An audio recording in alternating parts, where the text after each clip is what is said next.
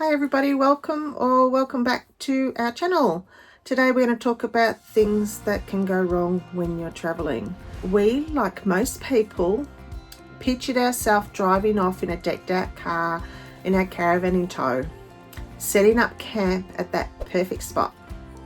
Camp chair out, drink in one hand, campfire burning, watching the sunset, and being in the awe of how relaxing and satisfying it is to be free of all life's challenges. Oh God.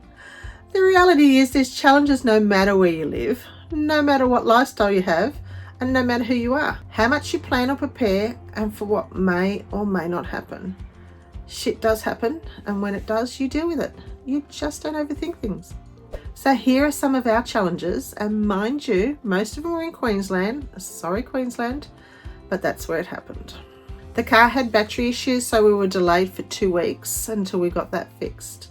The caravan had a leak in the back tunnel. We didn't know where it was coming from or how long it had been there. And our awning was coming away from the wall of the caravan. I only lost the caravan to the repairer for a day, but still it was a day. We had major issues with our airbag suspension, which meant that we were stuck in one location, the lovely Burpengary East, for over a month due to bookings and repairs. It was a 3-day, 2-night repair. We were so fortunate enough that the repairer allowed us to camp in their car park overnight.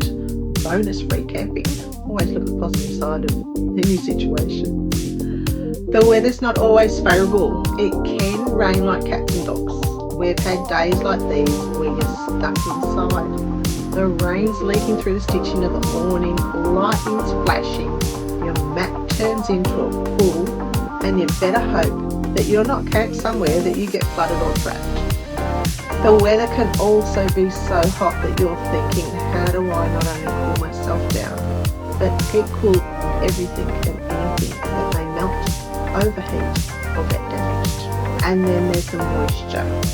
Things can get pretty mouldy pretty quickly, so air out your cupboards regularly and keep moisture absorbers in anything expensive or risk the consequences.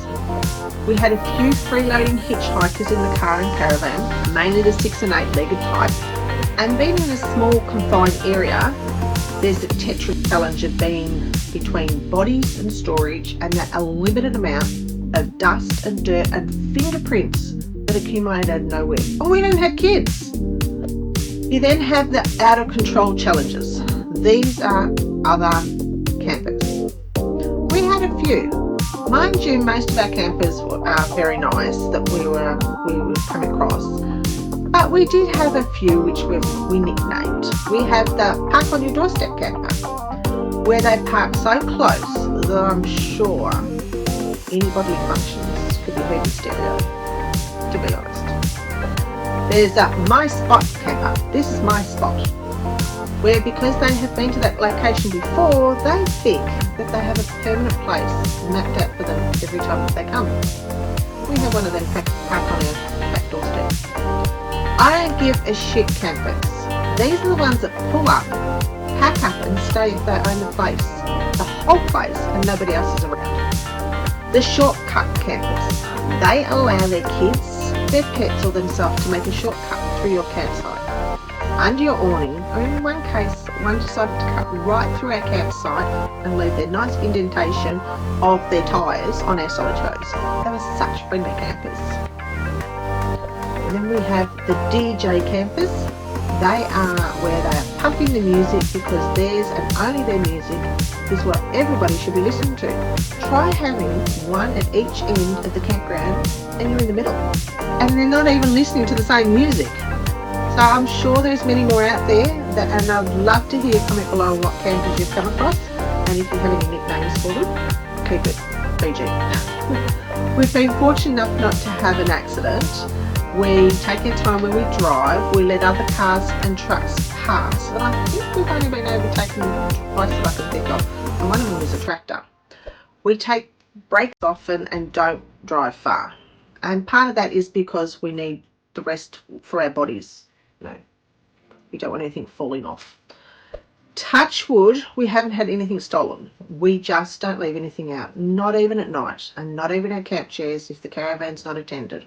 We've got a sea gear mat and we don't pull up the pegs and everything and put that away, that stays out. So and we do lock our car and caravan even if we're in a small distance away.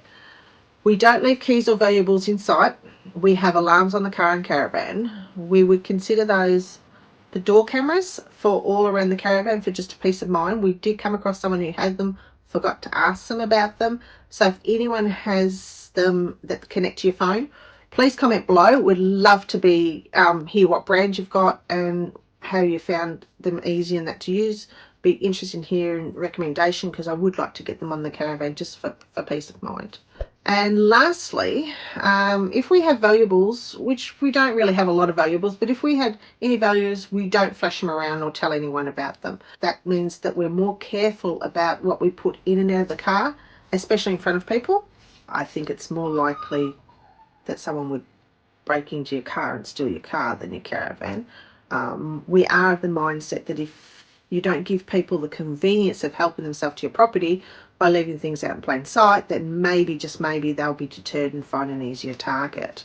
So despite what can and did go wrong, and will probably continue to happen on our travels, there's nothing that can't be fixed, laughed off, or made a game of in the case of the campers.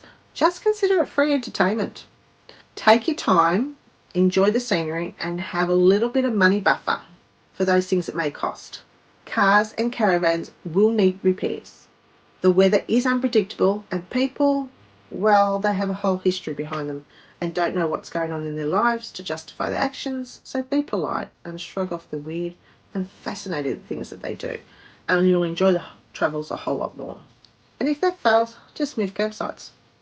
So I hope you enjoyed this video, and subscribe if you haven't subscribed already. And if you have any recommendations on how to improve videos or what you'd like to hear in the videos, we'd love to hear from you. We've had a few comments lately that have been really great. We're taking everything on board.